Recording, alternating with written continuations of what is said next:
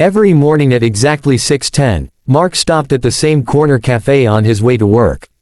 It wasn't fancy, just burnt coffee, chipped mugs, and a bell that rang too loud when the door opened. But it was cheap, warm, and close to the bus stop where he dropped his 8-year-old daughter off for school. As a single dad, routines were his lifeline. Miss one step, and the whole day felt like it might collapse. That's where he first noticed her. She sat outside on the concrete ledge near the cafe window, always bundled in the same gray coat, hands wrapped around an empty cup. She never asked for anything. She didn't hold a sign. She just watched people hurry past like she was invisible.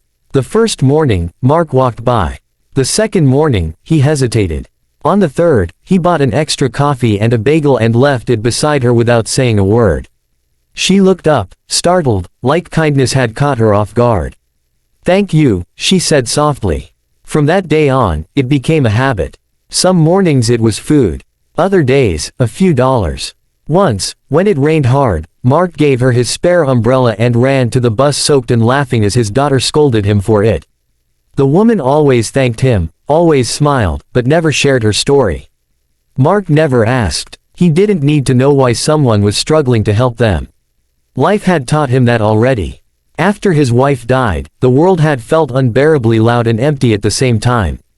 People had told him he was strong, but strength felt like survival, not bravery.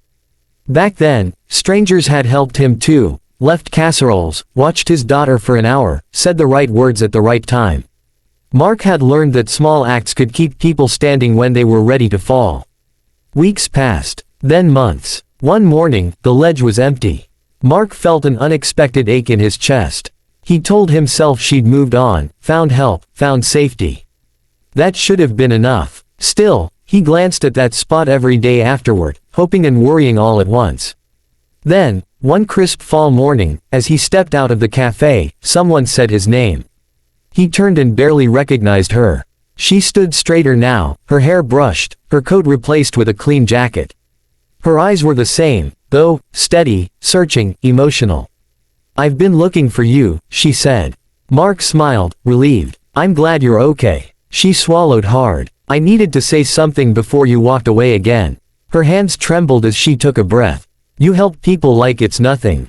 But I need you to know, you saved my life once." Mark frowned gently. "I think you might be giving me too much credit." "No," she said quickly. "Last winter, before you ever noticed me here, I was in the hospital. I'd tried to end everything. I felt invisible, worthless." Her voice cracked. "When I got out, I didn't know how to start over. Then one morning, you left coffee without asking questions. The next day, food. You looked at me like I mattered.